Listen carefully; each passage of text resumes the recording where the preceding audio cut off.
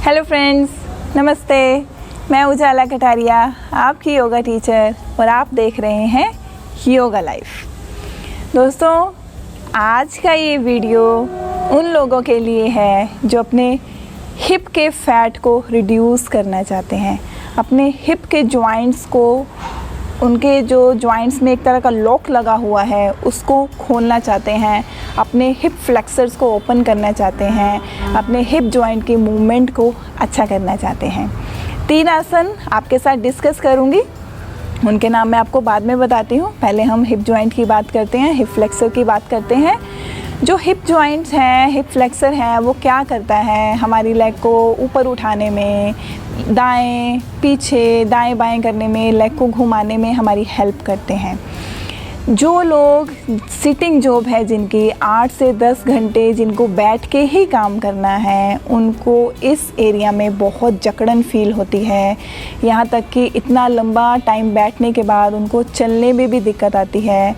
तो क्यों होता है ऐसा? क्योंकि सारा दिन बैठा रहने से ये जो हमारे हिप जॉइंट्स हैं ये कहीं ना कहीं जाम होना शुरू हो जाते हैं। अगर जॉइंट्स की मूवमेंट अच्छे से नहीं होगी तो फैट कहाँ से हिलेगा और उसके ऊपर चर्बी जमा होनी शुरू हो जाती है। काफ़ी लोग ऐसे देखे जाते हैं, लेडीज़ में भी जेंट्स में भी, जिनका ये हिस्सा जो हिप का पोर्शन है वो काफ़ी भारी होता है। उसकी वजह से अगर ये शरीर का ये हिस्सा भारी रहेगा तो ये कहाँ असर करेगा? आपके घुटनों पर।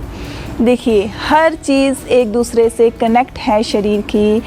अगर एक चीज़ ख़राब होती है तो वो अपना असर धीरे धीरे दूसरे बॉडी पार्ट्स पे भी छोड़ेगी ही छोड़ेगी। लेग्स भारी होंगी तो उसका असर सारा आपके घुटनों पर पड़ेगा। घुटने आपके वज़न नहीं उठा पाएंगे, घुटनों में दर्द शुरू होगा।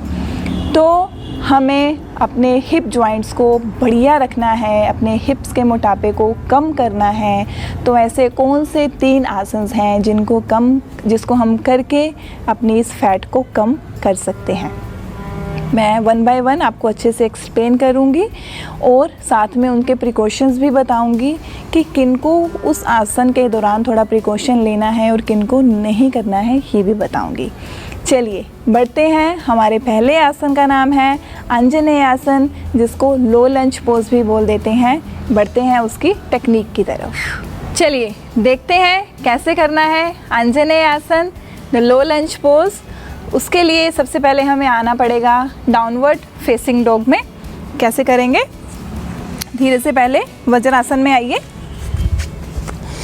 वज्रासन में आने के बाद अपनी कोहनियों को इस तरह अपने घुटनों के आगे रखेंगे और अपने हाथों को इस तरह फैलाते हुए ज़मीन पे रखिए। जोड़ के नहीं रखना है, थोड़ा सा गैप। उसके बाद अपने हाथों पे आइए, उंगलियों को फैला के रखेंगे ज़मीन पे और अपने धीरे से पंजे के ऊपर आते हुए अपनी लेग्स को सीधा करेंगे इस तरह से। इसमें थोड़ा पीछे आगे पीछे हम पैर को थोड़ा एडजस्ट कर सकते हैं बाद में अपनी हाइट के अकॉर्डिंग। उसके बाद क्या करना है, धीरे से अपने राइट पैर को अपने दोनों हाथों के बीच में लेके आना है। किस तरह? इस तरह अपने राइट पैर को दोनों पैरों के बीच में लेके आएंगे। नी को थोड़ा मोड़ के रखेंगे और जो पीछे वाली टांग है उसको धीरे से हम ज़मीन पे रख देंगे। देखिए, एकदम सीधा। कुछ लोग क्या करते हैं, ये पैर ऐसे होता है और ये नी ऐसे। ये पोस्चर बिल्कुल गलत है। ये आपके नी पे प्रेशर डालेगा। उसमें हो सकता है, देखिए इसमें तो अच्छे से मेरा बैलेंस भी नहीं बन रहा। नी पे भी प्रेशर डालेगा विद द लॉन्ग टाइम, फिर वो धीरे धीरे आप प्रॉब्लम क्रिएट कर सकता है। तो पैर थोड़ा आगे की तरफ होना चाहिए इस तरह से। इसको हम एक तरीके से चेक कर सकते हैं। जो आपका घुटना है वो डायरेक्टली आपके एंकल के ऊपर होना चाहिए, ज़्यादा आगे नहीं, पीछे नहीं, इस तरह से आपके एंकल के ऊपर। और जो पीछे वाली टांग है उसको धीरे धीरे हम सीधा करेंगे इस तरह से। जो पैर है वो भी फ्लैट रहेगा, लेग एकदम सीधी रहेगी और ज़मीन पे लगा के रखना है। स्टार्टिंग में हो सकता है आपका बैलेंस ना बने, तो आप अपने हाथों को इस तरह से यूज़ करिए। अपना पोस्चर चेक करिए अच्छे से कि लेग हमने करेक्ट रखा है या नहीं रखा है। उसके बाद जब आपको इतनी प्रैक्टिस हो, थोड़े दिन इसी में रहिए। जब लगे कि हाँ बैलेंस बन सकता है तो धीरे धीरे हम अपने हाथों को उठाएंगे और अपनी कमर को थोड़ा सीधा करने की कोशिश करेंगे इस तरह से। इस तरह चाहे अभी फिंगर टिप्स यूज़ कर लो यहाँ पे, और फिर धीरे धीरे अच्छे से बैलेंस करते हुए हाथों को हम यहाँ भी रख सकते हैं, कमर एकदम सीधी। कुछ दिन यहाँ तक प्रैक्टिस करिए। फिर उसके बाद धीरे धीरे सांस भरते हुए दोनों हाथों को ऊपर लेके जाइए। ऊपर जाते हुए नमस्कार मुद्रा में एकदम स्ट्रेट रखने आर्म्स, हो सके तो थोड़ा पीछे की तरफ हम बेंड भी हो सकते हैं, आसमान की तरफ देखते हुए इस तरह से।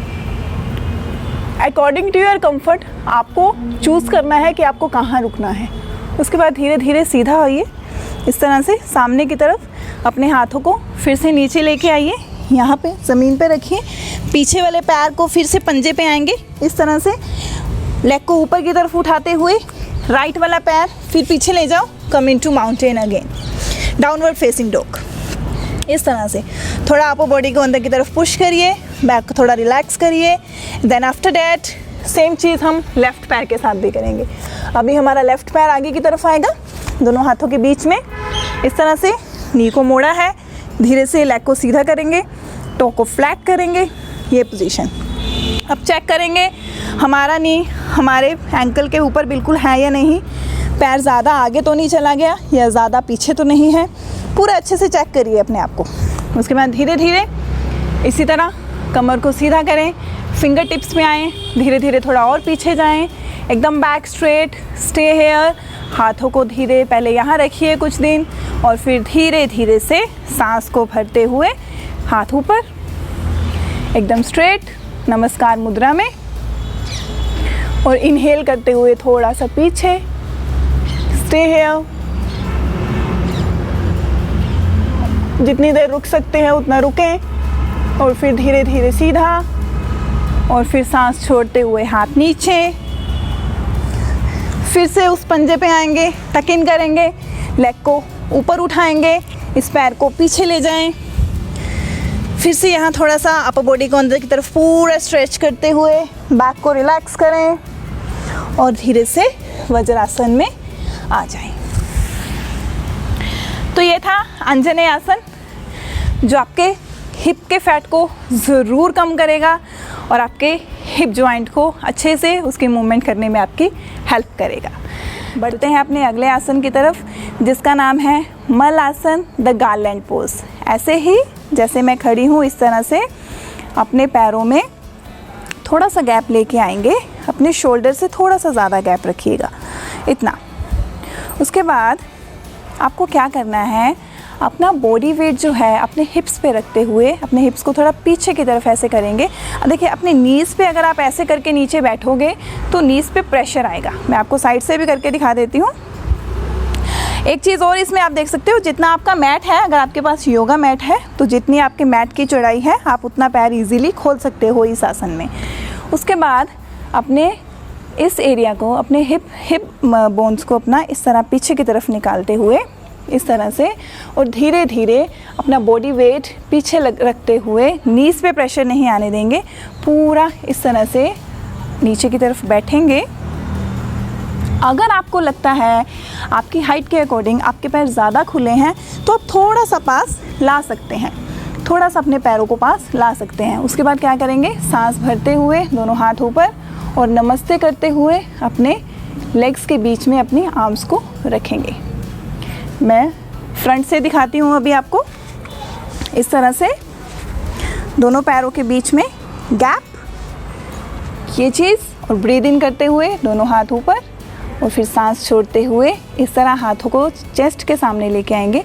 और कोशिश करिए आपकी जो एल्बोज़ हैं, आपकी कोहनियाँ, आप इस तरह से अपने नीज़ के अगेंस्ट रखिए। अभी मेरी लेग्स यहाँ हैं, अगर आप इसको ऐसे बाहर की तरफ करेंगे तो नीज़ बाहर की तरफ खुलेंगे, तो आपकी जो हिप मसल्स हैं, थाई मसल्स हैं, उन पे पूरा स्ट्रेच आएगा। इस तरह और इस तरह देखिए कितना फ़र्क है। पैरों को अच्छे से ज़मीन पे लगा के रखना है, थोड़ा अंदर बाहर एडजस्ट कर सकते हैं तो अपने कंफर्ट के मुताबिक, अपने हाइट के मुताबिक इतना कर सकते हैं। कमर सीधी रखनी है, आगे नहीं झुकना है, बॉडी वेट पीछे रखना है, एकदम स्ट्रेट। इसमें 30 सेकेंड, 1 मिनट के लिए भी आप लगातार बैठ सकते हो। नॉर्मल ब्रीदिंग करिए, आपकी लेग्स को भी स्ट्रेंथन करेगा और फैट को तो कम करेगा ही करेगा। ये आसन किया और उसके बाद जितनी देर रुक सकते हैं उतना रुकिए, और फिर आसन को रिलीज़ करिए और धीरे से सुखासन में आ जाइए। हमारे अगले और आखिरी आसन का नाम है the thread to needle pose. चलिए देखते हैं उसको कैसे करना है। थ्रेड द नीडल पोज करने के लिए आपको क्या करना होगा, सीधा अपने मैट पे लेटना है। इस तरह से बड़े आराम से लेटिए अपने मैट पे। उसके बाद धीरे से अपनी दोनों लेग्स को इस तरह से फोल्ड करेंगे, अपने नी से बेंड करेंगे। अब आपको यहाँ से क्या करना है, ध्यान से देखिएगा। अपनी लेफ़्ट लेग को इस तरह, अपने पैर को इस तरह 90 डिग्री उठाते हुए एक अपनी लेग की एल शेप बनाएंगे, अपनी लेफ़्ट लेग की। पहले हम लेफ़्ट से करते हैं, अपनी लेफ़्ट लेग को इस तरह रखते हुए। उसके बाद अब अपने राइट पैर को, जो आपका राइट पैर है, आपके लेफ़्ट घुटने के आगे रखना है। ये जो घुटना है आपका बायां घुटना, इसके आगे इस तरह से अपने पैर को रखेंगे, ये चीज़। और जो आपका राइट वाला नी है वो राइट वॉल की तरफ उसकी डायरेक्शन रहेगी, ऐसे अपनी तरफ नहीं रखना है। इसको जितना हो सके इस तरह से पूरा स्ट्रेच रखिएगा। इतनी पोजीशन हो गई। लेफ़्ट लेग को एल बना के रखना है और राइट पैर को इस नी के आगे रखना है, थाई के ऊपर रखना है। ये हमारी बन गई नीडल। अब इसमें हम डालेंगे थ्रेड। थ्रेड कैसे डालना है, अपने दोनों हाथों को अपनी थाई से, अपनी लेफ़्ट वाली थाई से इस तरह थ्रेड डालते हुए अपनी उंगलियों को इस तरह इंटरलॉक करेंगे। उंगलियों को इंटरलॉक करना है अच्छे से और पकड़ना है। ये थ्रेड डल गया। उसके बाद धीरे से इनहेल कीजिए, लंबी गहरी सांस लीजिए और सांस को छोड़ते हुए अपने हाथों का सहारा लेते हुए अपनी इस लेग को पूरा अपनी तरफ खींच के अपनी तरफ लाते हुए चेस्ट के पास लेके आएंगे। ये चीज़ चाहे तो पैर ऐसे भी रख सकते हैं आप, जिस तरह मैंने रखा हुआ है। अगर आपको यहाँ लगता है कि कंफर्टेबल नहीं है तो इसको इस तरह आप रिलैक्स भी कर सकते हो। देखिए अभी मेरा जो राइट वाली लेग है, दाईं टांग है, उसके हिप्स पे और उसके इस पोर्शन पे पूरा स्ट्रेच है। तो ये मसल्स के फैट को डेफिनेटली कम करेगा और इन मसल्स को मजबूत भी करेगा। यहाँ रोक के रखिएगा कुछ सेकंड के लिए। बहुत इजी है, आप कम से कम 1 मिनट के लिए भी इस आसन की प्रैक्टिस कर सकते हो, नॉर्मल ब्रीदिंग के साथ पूरा स्ट्रेच देते हुए। अगर लगातार एक साइड से इतना टाइम नहीं रुका जाता तो 20 सेकेंड 30 सेकेंड करते हुए फिर लेग चेंज करिए। फिर इसको आप 3 बार भी रिपीट कर सकते हो। उसके बाद धीरे से उसी पोजीशन में वापस जाएंगे और इस लेग को रिलैक्स करेंगे। अगर एकदम से उठाना मुश्किल लगता है तो हाथ से पकड़ते हुए भी इसको धीरे से रिलैक्स कर सकते हैं और दूसरी टांग भी नीचे। अब करते हैं दूसरी साइड से। अभी राइट लेग को एल बनाएंगे इस तरह से। पूरा आपका जो पैर है आपके नी के सामने होना चाहिए, ज़्यादा ऊपर नहीं उठाना है। और अभी अपने लेफ़्ट पैर को इस नी के आगे, इस थाई के ऊपर बड़े आराम से रखेंगे इस तरह से। और ये नी अपनी तरफ नहीं होना चाहिए, पूरा ऐसे होना चाहिए। राइट नी पूरा लेफ़्ट नी पूरा लेफ़्ट वॉल की तरफ जाएगा। अभी फिर से दोनों हाथों को इस तरह से करना है। किसको पकड़ना है, ये वाली थाई को।